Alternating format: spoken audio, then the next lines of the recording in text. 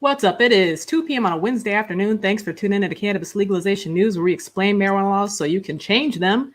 Today, we're going to be talking about Curaleaf's entrance into the European market. We're also going to be talking about several bills that are making their way around. I mean, there's bills popping up all over the country, but one in Florida is not very cool. So we're going to be talking about that. And we're going to answer a question from a DM we received from Windy City Growers about lobbying. So let's just get right into it.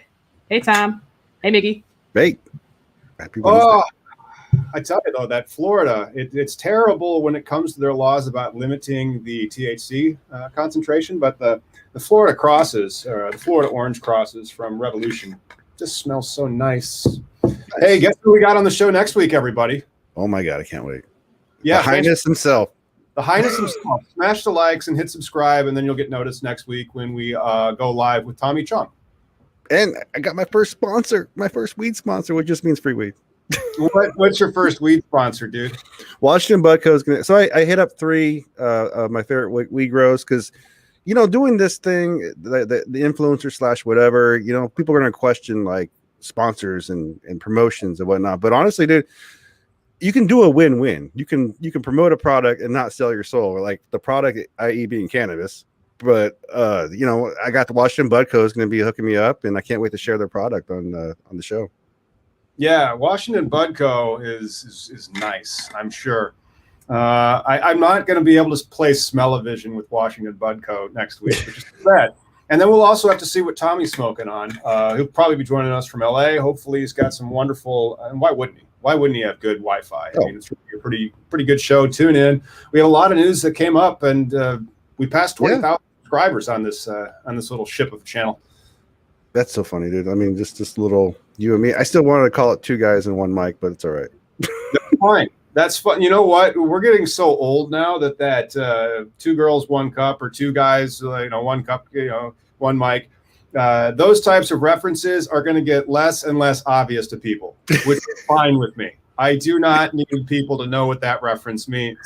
Well, let's get back to it, though. I mean, Curaleaf's entrance into the European cannabis market, it's kind of a big deal, right? $280 million. Oh, my God. This is one of the reasons why. Oh, let's get to the stock news. We have a cut that we can do on this. Let's do our little bumper with the stocks. Moving into the stock news. Yeah, Curaleaf enters the European cannabis market in a $285 million deal. Curaleaf Holdings, which is, of course, the largest market cap of all the cannabis stocks that you can buy right now over the counter. And Curaleaf's market valuation is, I believe, $11 billion and change. And so yesterday it was up like 17%. And then today it's down about 5%. And all the pot stocks have just started to dump off a cliff since it became obvious that they are not going to be legalizing at a federal level anytime soon. And that's one of the problems with these types of weed stocks is it's just so speculative. This thing comes up. Is this going to have any real value? Because like the European cannabis market's really not that big. No, but I think the potential for what they have, it's going to be greater than the United States because they can travel. So, Curaleaf Holdings agreed to buy MAC Life Sciences Ltd. for $285, which I think is kind of a low entry bar to this industry when it's already been producing billions of dollars in tax revenue, right? Curaleaf only I clipped I think like $184 million worth of medical or cannabis sales last year.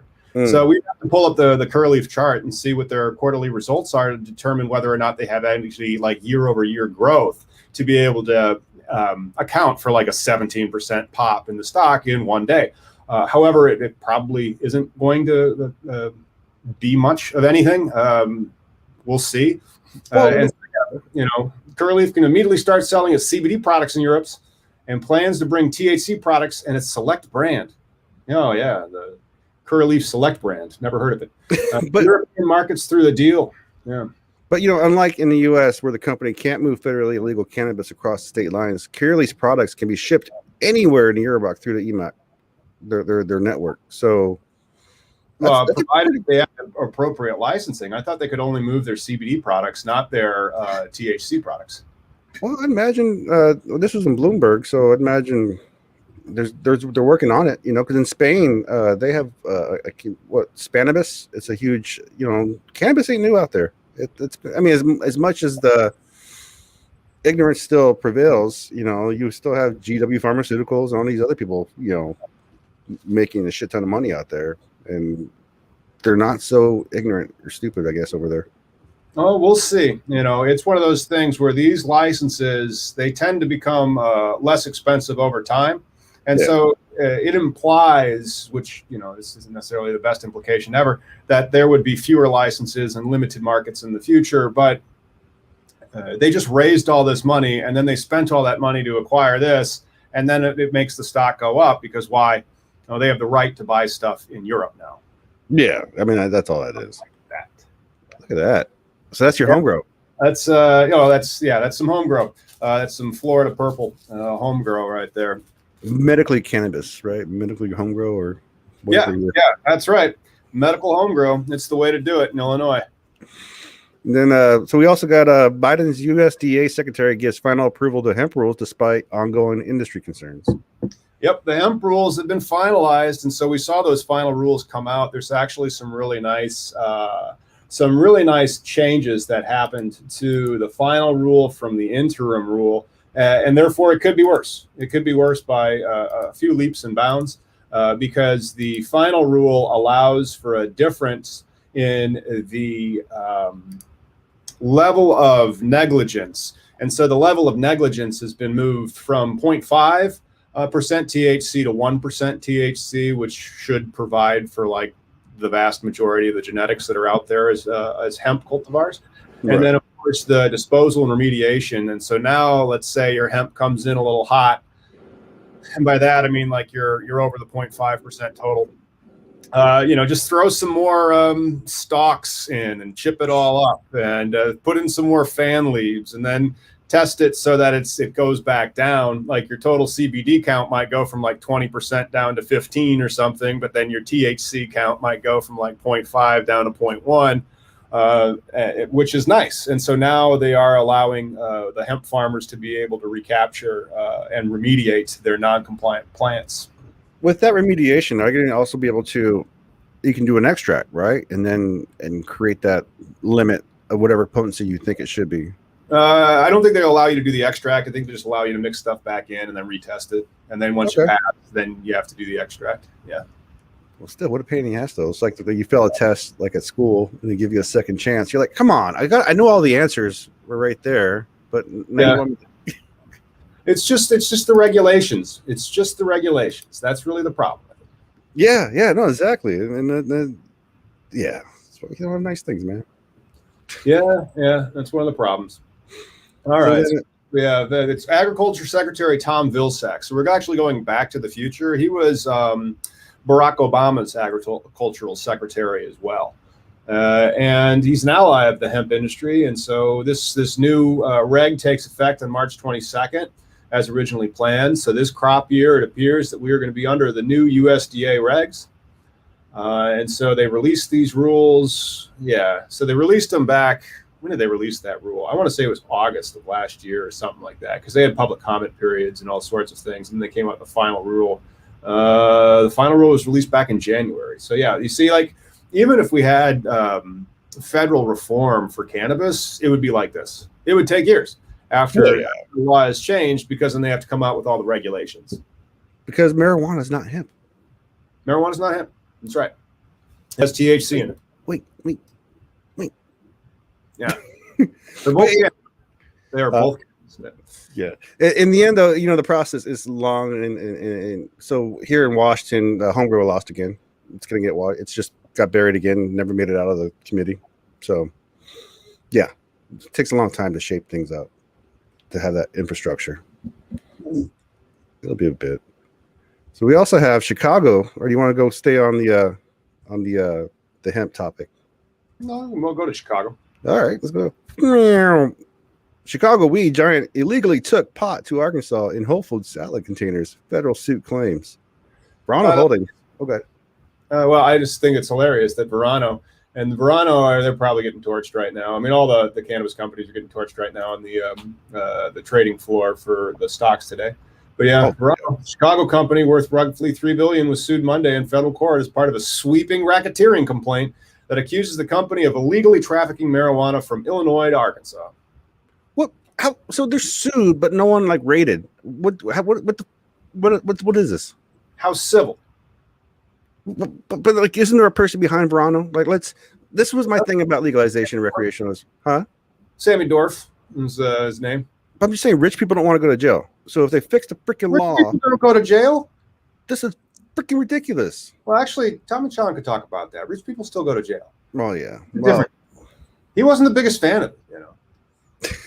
He wasn't the biggest fan of jail. I don't think anybody goes, yay. Fan of jail. But he had some great stories about him and Jordan Belfort, and him riding Wall Street in jail while he was serving with Tommy Chong. But anyway, the lawsuit targets dozens of cannabis executives and companies, including a Verano CEO, George Archos, and Harvest Health and Recreation, an Arizona firm. Harvest is like one of the largest operators out of Arizona that attempted to acquire Verano for $850 million in March of 2019. I do not have a copy of the complaint. If anybody wants to get me a copy of the complaint, I can read it and be like, this is what the state is asking for in their prayer for relief. I'm not currently involved in litigation, and I'm fine with that, but I spent about a decade in litigation.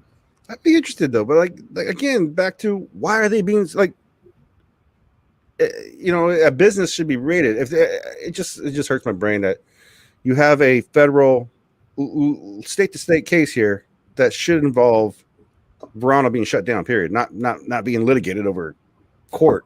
Or like, they could lose their license. If this is a federal crime, and then again, like in the future, when these types of things break, make sure that we get a copy of the complaint for them so that I can read that and be like, this is what they're asking for. That's one of the problems with like newspapers is that they're not staffed by lawyers. And so then you can't, necessarily get the kind of analysis you get from like actually reading the complaint. And so there's actually a plaintiff. So Nicholas Nielsen worked for the Cultivation Center in Newport, Arkansas, which was managed by Harvest as the company worked in lockstep with Verano as the acquisition was pending. This sounds like a butthurt investor that's trying to take action to squeeze or exert some type of influence from the actual license holders. But we'd have to see. And so from the way that I was reading it, I'm like, all right, first, is this a federal suit? And by a federal suit, I'm like, is this prosecution? Right. It doesn't appear that it's prosecution. It just seems like it's a contractual beef or some type of beef between these two people. It's another reasons why I'd like to read the complaint, before I. Well, the accusation there is of course that they're also diversion, right? Like this person's saying I'm growing a bunch of plants for this big company worth $1 billion. Like it does seem like a petty employee, really, not a federal case that's being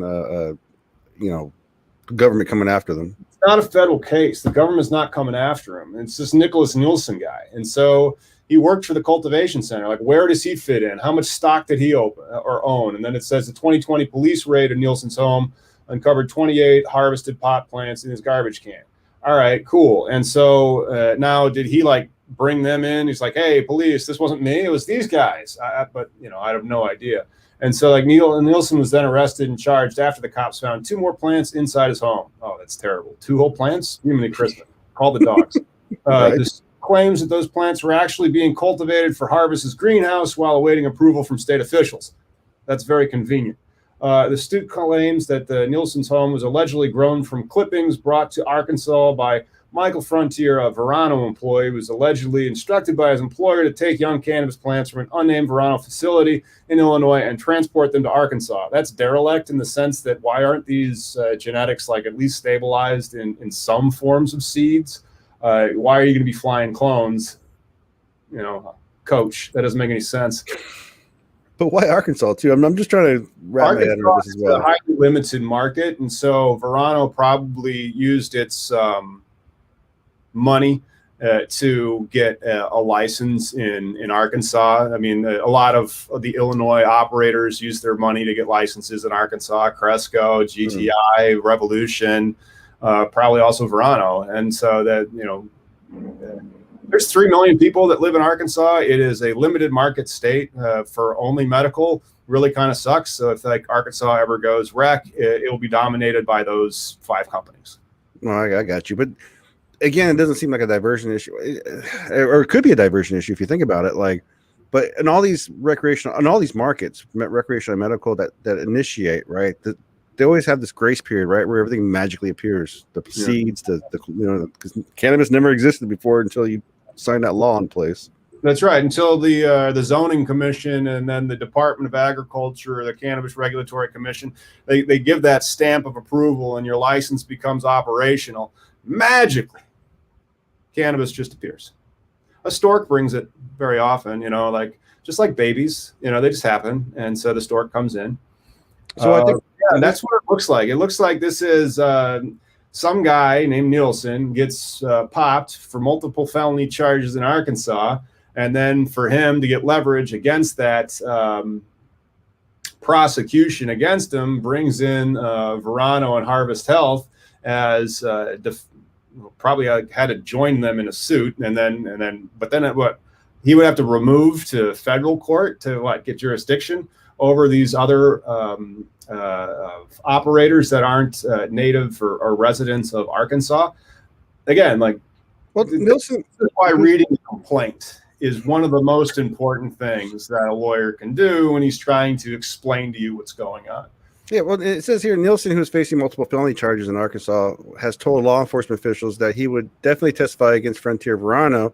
So it seems like Verano's been putting it on their employee as far as like a front, right? Like you're going to help get our business started. Oh shit, you got caught.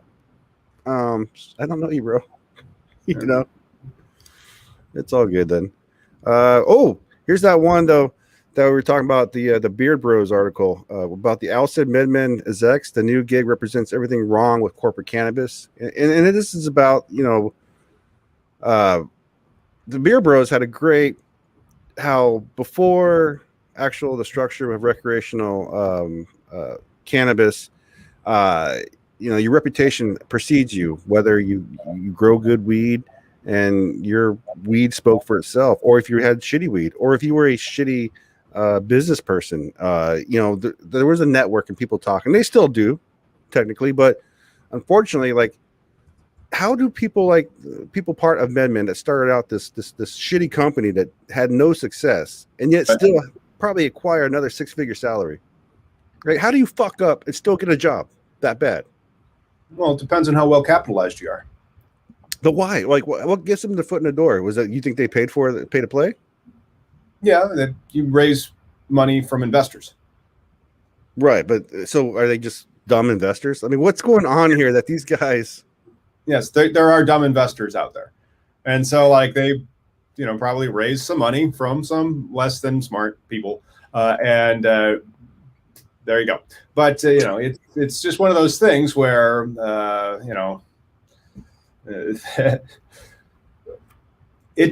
not every cannabis company is about operations. A lot of them are about acquisitions and assets. And so those types of companies that are about acquisitions and assets and the image and appearance, and it's all a real estate play or what have you, then you get your MedMens. Right. And that's what I mean. The industry that you think as a somebody coming from a traditional market, legacy market, that experience, you have these that cannabis is a commodity. I paid $25 to say for an eighth.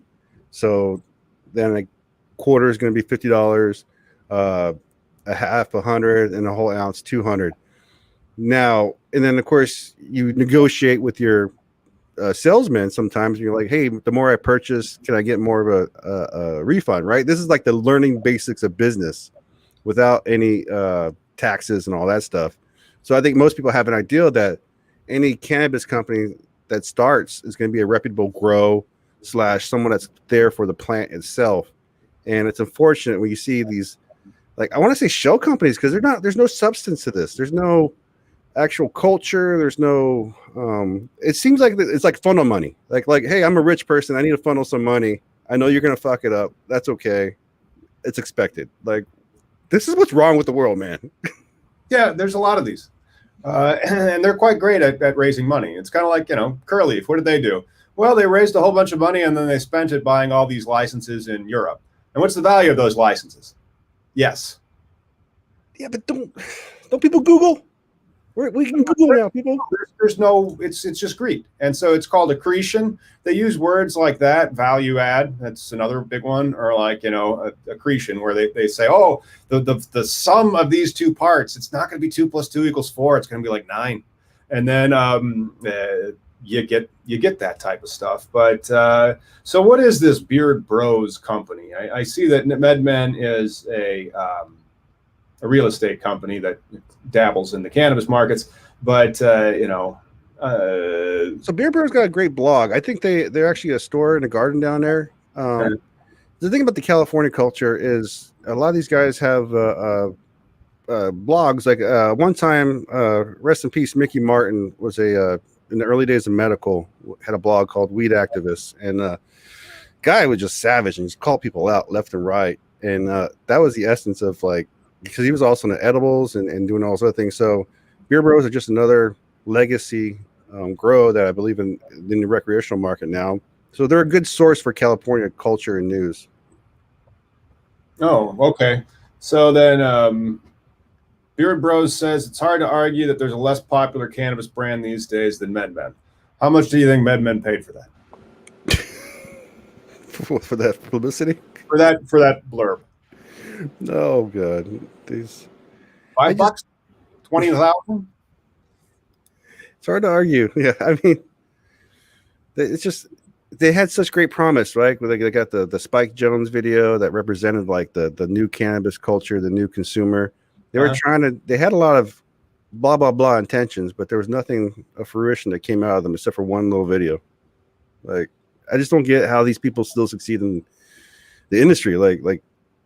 It's just it's sad and frustrating to see wealthy people where like they're saying here in the article, a lot of your legacy people can't even afford half these licenses. They can't even get their foot in the door.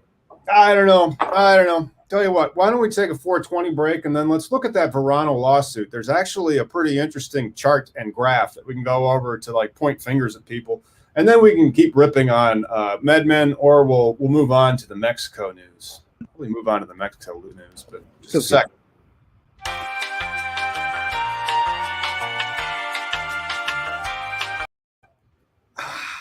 So here's the lawsuit. It's a civil action in the United States District Court for the First District of Colorado.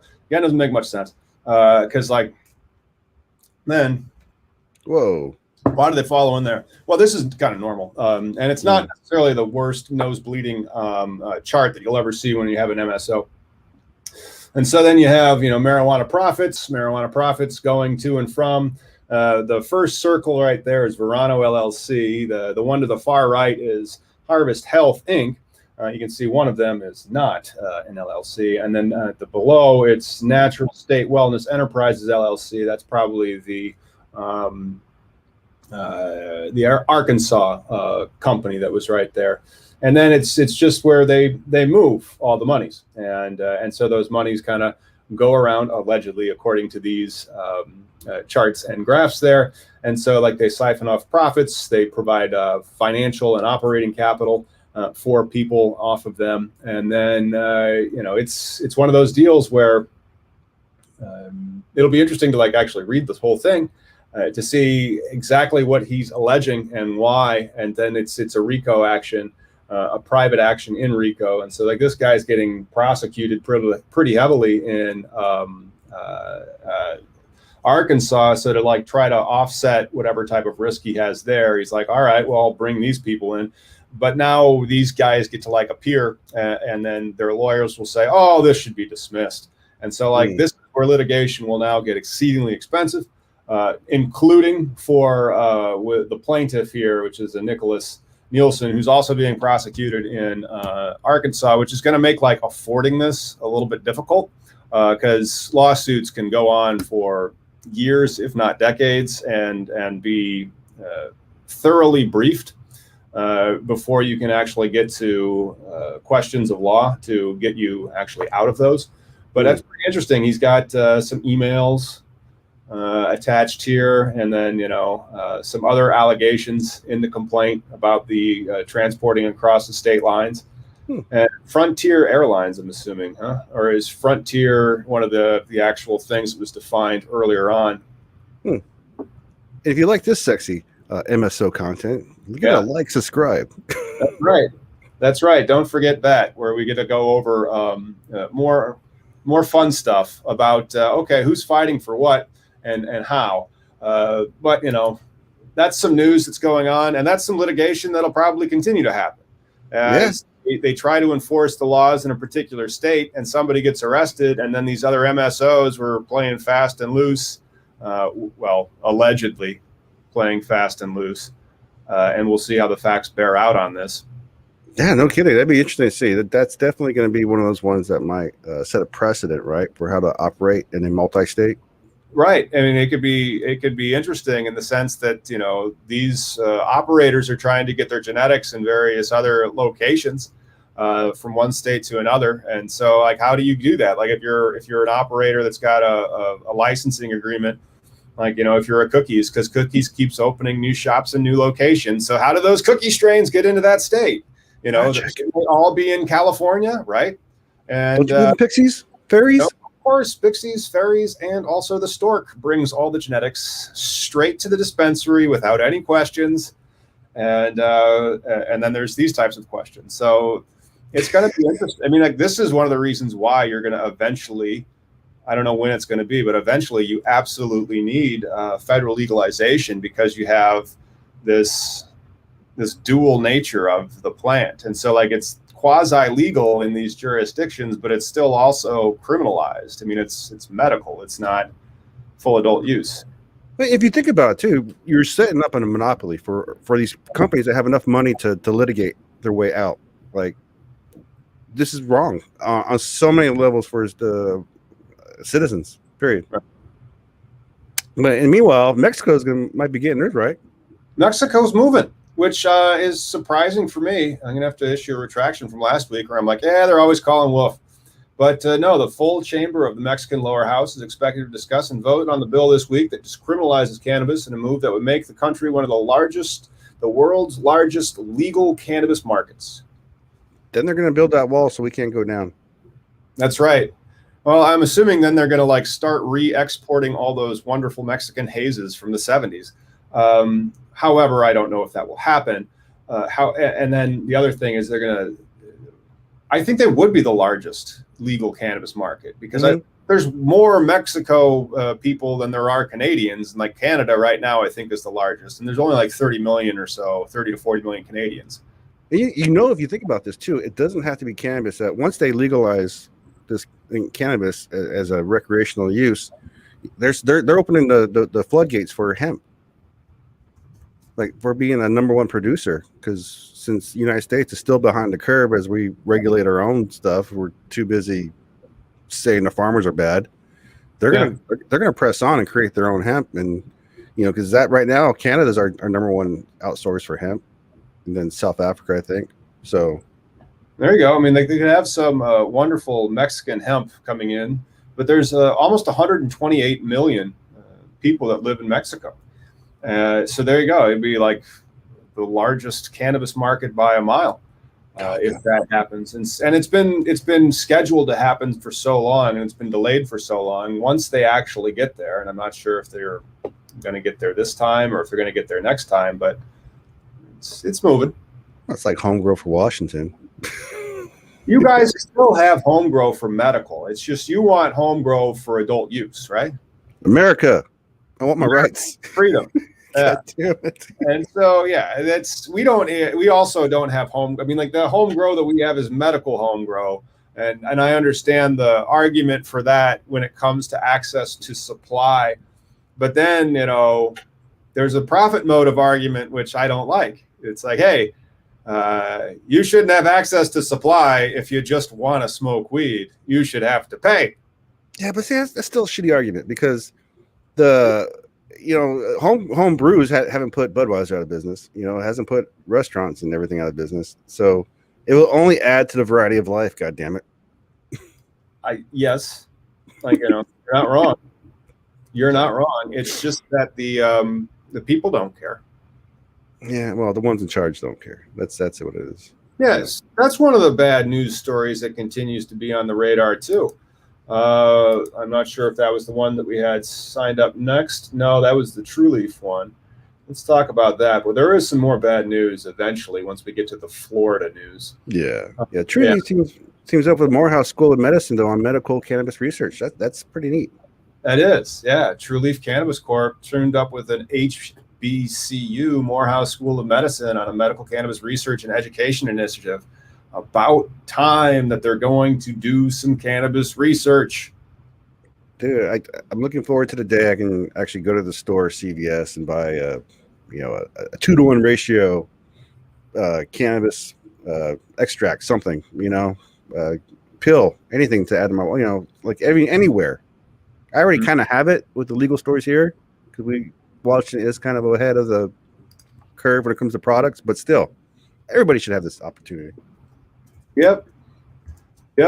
And so the Florida Cannabis Company, that's Trueleaf, signed a research, education, and development agreement with Morehouse School of Medicine, under which Trueleaf, Georgia, will assist with the school's cannabis-related research operations and offer educational courses. Now, this may also play into the lawsuit that Trueleaf filed against Georgia to get its application in for its medical cannabis cultivation license. And now it announces this new partnership with the Morehouse School of Medicine. I wonder if that was an aspect of the cannabis application that they put in. It had to be. They're right now litigating, going, but we're going to be in a medical study. That's right. Yeah. You got to let us in because right here, all this jack going straight to your educational facilities. Seriously, we got doctors. Yeah. Such bullshit. I mean, goddamn, it's brilliant fucking strategic planning, but fuck you for fucking having that kind of money. Hey, got to pay to play, man. I know. So that's great. Can you imagine if they don't get the license? Are they going to come through then?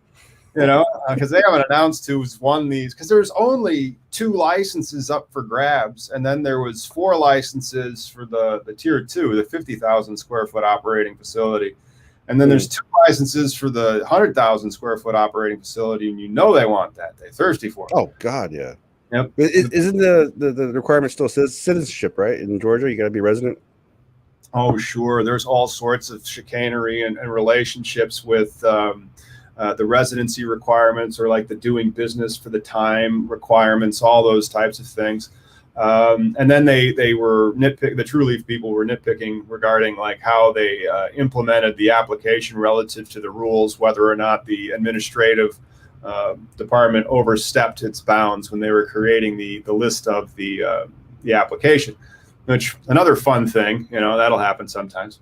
Yeah. But, the collaboration is considered as being one of the first steps in creation of a personalized medical cannabis treatments. That would be a wonderful future.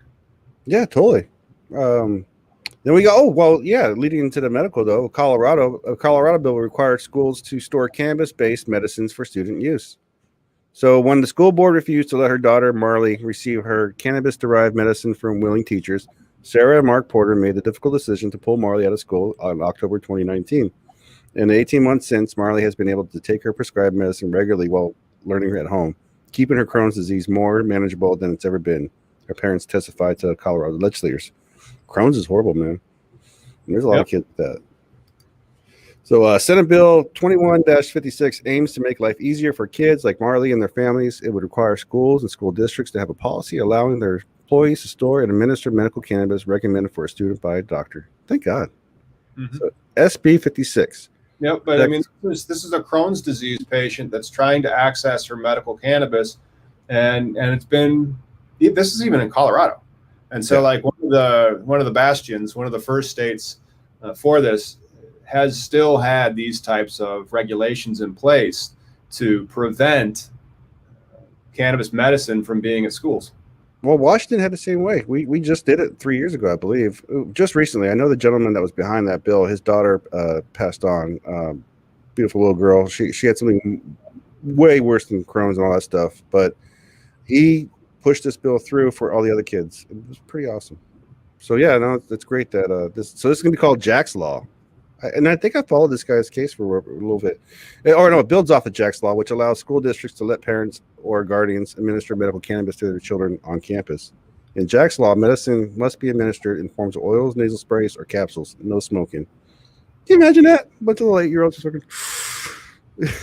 I mean, well, just nasal sprays and stuff. So at least they have some type of aerosol so that it could actually be, so you could get it titrated quicker, and so you could get into the system faster. That but the smoking aspect is just us. I mean, like they're like, oh my god, there's a hint of smoke somewhere. Oh no, any smoke at all.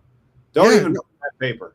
No, it's ridiculous. The expectation that like you have to say the kids can't be smoking. Like, no parent's is rolling doobies for the kid. I mean, unless they're older, but if it's a medical issue, a medical treatment, goddamn, they're getting titrates, they're getting tinctures, they're getting oils, they're doing all kinds of stuff. They're not rolling up doobies for the fucking kids. It's not a thing.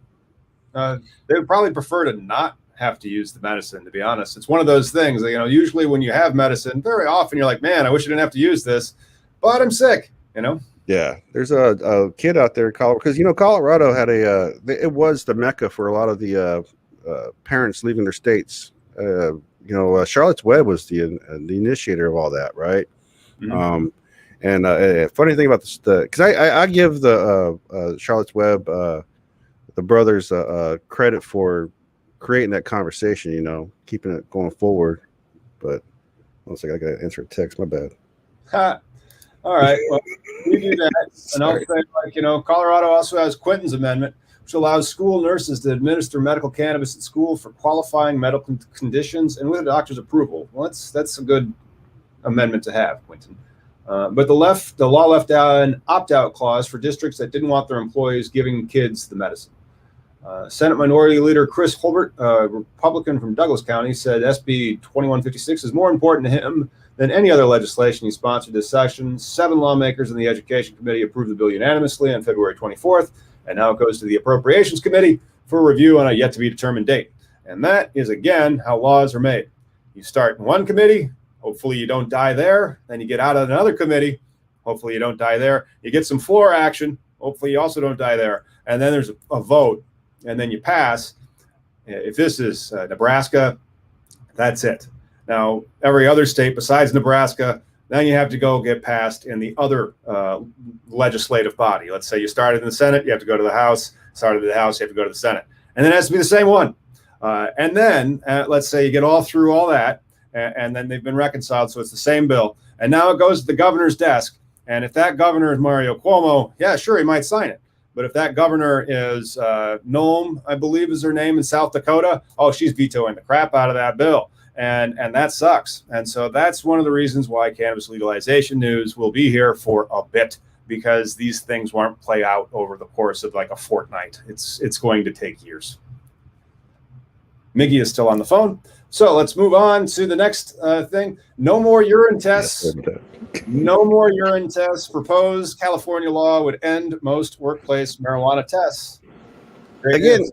I mean, just so dumb. Just drug tests, right? Like, yeah. I mean, the point that you have to do random drug tests proves that you can't identify a consumer of recreational drugs. I mean, as an employer, unless that person's fucking up. And then if that person's fucking up, then you take other precautions. But random drug tests just don't find shit.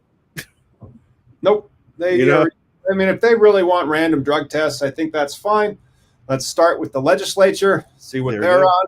And then after that, we'll see if we could do it to the people that aren't making any money or like getting a whole bunch of subsidies from the federal government in the terms of pensions and other fringe benefits. Well, okay. New legislative bill. It's ending a common employment practice 5 years after Californians voted to legalize recreational cannabis, in which private companies can require workers to test for marijuana use. It's Assembly Bill 1256, introduced by Assemblyman Bill Quirk, a Democrat of Hayward, and he is intended to prevent employers from using past evidence of marijuana use, such as hair or urine, as justification for discrimination against an employee, such as denying or terminating employment. Yeah, zero tolerance is a shitty policy overall. It's been a shitty policy, since the Reagan era. Like that, it's why? Zero now a lot of the times it'll have to do with like, where does the company get its money from? If a lot of it is coming from the federal government, they may still have to do the zero tolerance policy as conditions of getting Uncle Sugar's money. And as a result of that, that's one of the reasons why those types of tests are still done prevalently. And a lot of people just don't like weed. No, I get it. It bothers me because, like, my son, he asked me, or he was saying, you know, I want because he wants to do in the military when he graduates high school, and he's like, I can't wait till I join the military, and hopefully by that time, the perception of cannabis, because of everything that he sees me talking about with the MORE Act and everything, he's like, maybe it'll be legal then. I was like, even if it's legal tomorrow, still another 5-6 years until attitudes and, you know, zero tolerance happen overnight. It's fucked up that it's harder to free a man than it is to create a law to put everybody behind bars. Yeah, it's harder to get people to accept facts. Like, there's no like, this isn't something to debate, and we need more research. It's like, no. We discovered anandamide in March 24th of 1992. It's only 29 years old. We figured out how this plant worked fairly recently, and now we are dang sure this is how it works. And look at all these recreational legal states, right? The zombie apocalypse hasn't happened. Planes aren't falling out. The crashes aren't happening everywhere. I mean, economies are actually thriving. Right. I mean, we live in the upside down. Substances, including painkillers, by the way. You know, pizza use is up. Yeah, Domino stock fucking goes up. Fucking, I mean, right. It's a win-win, baby. Man, people feel great. But it's one of those deals where you're dealing with people that don't know the actual objective facts, and you're trying to just get people to understand facts. That's it. It's not opinions. I don't care what your opinion is on marijuana. Do you know how it works? Let's have that conversation. And so then once you get moved past that conversation, they should be like, oh, well, our laws are really fucking stupid. Right. But if they don't understand how cannabis works, then it's really easy for these laws just to continue. Yeah. And if they don't understand also why can't prohibition exist, like that's, you know, we have to constantly educate. Like, yes, it's all based off of idiocy, nothing scientific based. It's all racial propaganda. There's nothing legitimate about why prohibition exists. Like, there's no saving the people. It's about controlling the people. You know, all it's about controlling the people. And speaking of control, though, or no longer be a judge of your moral character in the new administration, marijuana would not count against immigrants' good moral character under new congressional bill. Thank fucking God. I mean, this is immigrants' admission to prior marijuana use can no longer be used to deny them U.S. citizenship under a new congressional bill. Representative Brandon Boyle, a Democrat from Pennsylvania, filed the legislation on Monday. It addresses a part of the federal immigration policy that's concerns establishing good moral character. Because, yeah, everybody already hears good moral character as part of a national application. Yep, they were using our cannabis laws in immigration for decades as something to justify, revoking your visa and deporting you. Yep. And so I'm glad to see that they are introducing bills to try to change that. This is one of the aspects of the MORE Act that gets into it. So like now it looks like they're breaking off that piece, because the MORE Act is a very large bill that they contemplated, and it was going to amend the Immigration and Naturalization Act to get rid of a lot of the references to marijuana, which can prevent people from getting their visa or becoming naturalized. And they said they're also going to have the congressman's bill specifically carves out an exemption for applicants who have admitted to have using, possessed, or distributed cannabis. And then it would also remove another stigmatizing question that the United States Citizenship and Immigration Services asked you on some of those forms when you're trying to get naturalized. Have you ever been a habitual drunkard? Which will no longer appear on the questions as well. That's some old-timey shit. Holy crap. Have I been a habitual drunkard? Well, yes, but like my job was to be a drunk at Disneyland. It's what they paid me for, I'm the town drunk. Okay, I got to jump out for a second. Well, it's like, All right, you do that, and I'll say, Boyle, the rep that sponsored this, he said these questions are wholly unrelated to citizenship, and it's extremely troubling to see federal applications like this that continue to use a harsh and antiquated term such as habitual drunkard. This careless language only serves to reinforce societal stigmas and misunderstandings about substance abuse, and it's time that we modernize the process. That is pretty darn awesome. Let's move on to the new vaporizer shipping ban impacts the industry. And High Times is now reporting that the Preventing of Online Sales of E-Cigarettes to Children Act, which approved by the Congress last December, states the UPS can no longer handle vape product shipments. Check out the video that we've done on this. It's called the Delta 8 Vape Ban. And so the Delta 8 Vape Ban, we're going to do some more content on in the next 2-3 weeks because it goes into effect on the 26th of this month. However, it will not really start catching up to the people that are probably going to continue to sell these things online for another 90 days or so. It's not like you want to be on that list. Tune in for more on that. What they did was they defined this electronic nicotine delivery system in such a broad way that it would also encompass, for no real good reason, vapes, and this is a Delta 8 vape. Find them at your local head shop. That'll probably be where most of them are being sold in a month. so they're saving the children. That's awesome. Save those children. No longer will anybody be buying e-cigarettes online, especially children. That's one of the reasons why I have not given my daughter a credit card yet. Because kids don't know how to get into the goddamn dark web, which I know they know. Like, this is a failed attempt of, again, being another fucking daddy state, nanny, whatever you want to say. And then, you see how it's defined, and you're like, crap, this is going to fall straight into what a vape cartridge is. And did they intend to do it? No, they didn't. But, it's one of those things where it's so overly broadly defined. It says that this electronic nicotine delivery system is any product that delivers nicotine, flavor, or any other substance to a user inhaling from the device. And what is that substance? Delta 8 or CBD. So does this mean, the product itself, like the empty cartridge, the empty battery cartridge, right? Empty, no product in it. Can that not be shipped to you then as a company? Because really this doesn't really affect any recreational markets because they're not doing interstate commerce anyways. Right. But no, it's basically what it means. It's not going to be able to be shipped to you using the post office. There's maybe one very small exception, but that's kind of like if you're shipping in between friends and you're only going to do that 10 times a year, and it's very small. And even then they might give you shit if you try to mail it. But there's going to be mail regulations that are coming out about April 27th, and then we'll see. I just anticipate a lot of and you're seeing it right now. All the Delta 8 products are starting to evolve and pivot a little bit away from the vape carts. For example, now they're taking a lot of CBD flower, and then they take the Delta 8 and they spray the CBD flower. And so now you have this blended product where you have Delta 8, plus you also have CBD for the entourage effect. And what is it? It's flower. You can mail it. But it also Delta 8, so it's in demand. Or you're seeing drizzlers, which is essentially the liquid stuff in here, but then you're going to have to be trying to refill your own vapes, and that's going to get frustrating. So you just go down the street to the vape shop and buy yourself a Delta 8 card. Well, that's what I'm saying. Someone in the recreational market that I see, I don't think there's going to be a change to those guys, because they're not shipping their shit out.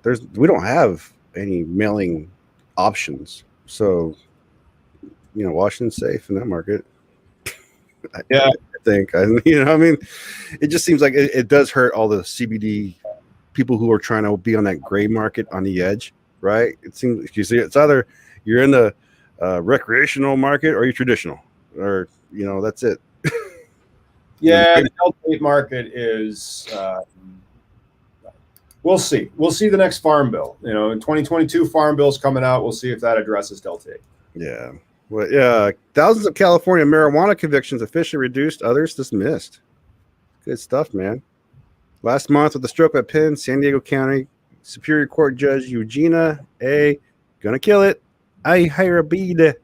Nearly 26,000 people with felony marijuana convictions on their records had them reduced to misdemeanor convictions. I wonder if I'm one of them. I wonder if I had to apply for that. That's where most of my arrests were at. Nice. In addition to the 1,000 people arrested for weed. I'm so proud of you for being arrested for weed. Well, underannounced was a misdemeanor when I was younger, so twice. Well, that would make me a social equity applicant. Yeah, and the first time I got pulled over, and I've always been honest with the cops. Like my activism comes down to like good policing and stuff like that. Like the first time, actually it was 3 times I got pulled over. The first time, honest with the cop lets us go, takes our bag and dumps it out, but gives me back my pipe. It says don't smoke and drive. Second time, I got pulled over for an out brake light, and then I had 5 cop cars come up on my car after I was already honest with the cop with an eighth. Like, hey, this is what I got. You didn't catch El Chapo. And then next thing you know, I'm in the back of the car freaking out, like, what the fuck? I was honest with you. And he's like, I'm gonna take you in if you keep it up. And then I mean, just petty stuff. The third time, again, underannounced, so they're not gonna like take me in. They're looking for the bigger boys, and you always gotta like know your role, right? Know your rights type shit. Yeah, let's talk about your rights in Florida. Where rights can very often go to die. Oh, Florida. Not only can your rights go to die there, but good luck trying to get unemployment in Florida. So let's talk about Florida. Should marijuana legalization limit THC? Probably not, but it's happening according to Forbes. THC, of course, is the most famous cannabinoid out there. However, a lot of these types of states are trying to cap THC. They try to do it in Washington state with extracts. So state legislatures in Florida have proposed a 10% THC limit on smokable flower and a 16% THC limit on edibles sold in the state's medical marijuana marketplace. Let's talk about why that is ludicrous. Go for it, Mickey. Oh, you're governing nature? I mean, just a whole nature. And so you're going to force people to pick it when it's not ripe, which, again, that's not necessarily going to help the patient achieve the entourage effect of the whole plant that you're looking for. Moreover, it continues to like overemphasize the importance of THC. That even a 30% THC plant is fine. Hash has been around for thousands of years, and so has keef for thousands of years, and been way, way stronger than 10% or 30% flower. We've been fine. And then the 16% THC limit on edibles, is that by weight? Because that's insane. Because if this thing weighs a gram, does that mean that I can have 160 milligrams of THC in there? That is like an elephant-sized dose of an edible right there. Florida's had medical for how many years now? Florida's had medical for, I have no idea. I want to say it was about the same time that Illinois, 2016. I think they actually finally passed it because they had to pass it twice because they had to get over 60%. So I think it was 2016, and like all the licenses are not that old, like 2017 and stuff. And then Curaleaf just accessed to capital and took over. But why is Florida so Florida? Like, I mean, like, what's the point? Like, what happened? Who got hurt here that, like, now we got to cap shit? Like, what is going on? And you're going to kill the genetics of Florida. Like, don't think people are understanding, like, your state is legal-ish.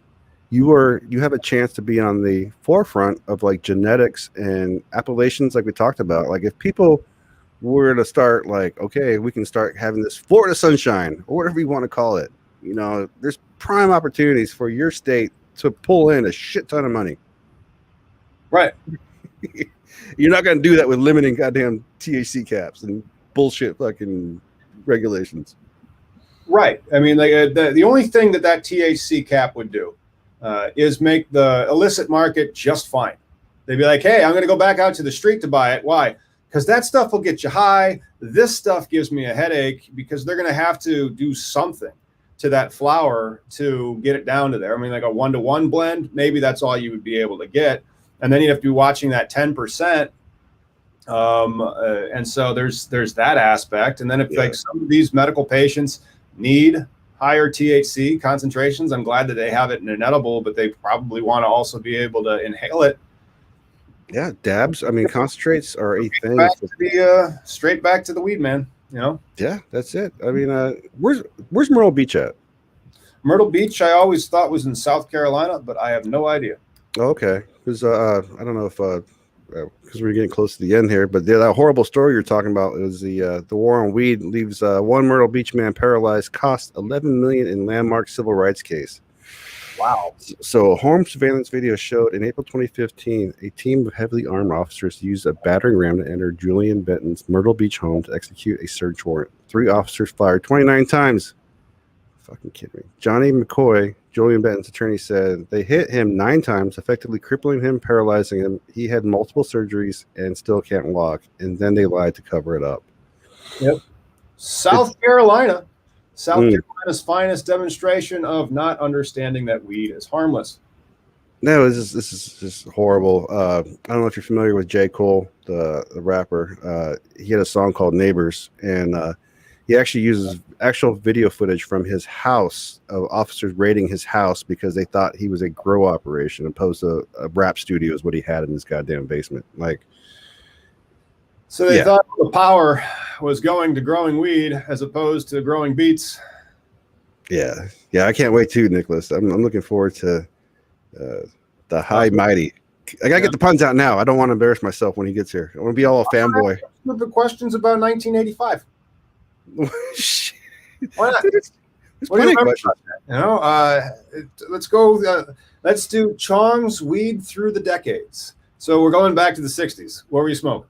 All right, into the 70s. What were we puffing on then? I could imagine First time you remember Blueberry coming into the scene. And then I wonder what his criteria though for having a grow now, because part of what the circuit he's going on is he's got the new Chong line out, and then Cheech has a line too. If we get Cheech, I'd be sold. We'll get Cheech after Chong, and then we'll be like, Chong was blaming you for everything. Is that true? Right. And then we'd ask Cheech the exact same. Well, then never mind. We'll have fun, but like, hopefully enough fun. Yeah, no, that's been fun, man. To it, man. It's going to be a lot of fun, and this is our first show that we did over 20,000 subs. Just, yeah, we can't stop until we have more subscribers in Peoria, Illinois, which is hilarious. And so we're talking, I think, 115,000. So, like, what, in a year? It depends. Like, I got sick there last week or last month, and then and now the website's down, so don't visit us at Cannabis Legalization. Oh, Cannabis Industry Lawyer. Cannabis Legalization News is still online. And so, in a few more months, hopefully we can start messing around with more shows that are like directly related to trending national news.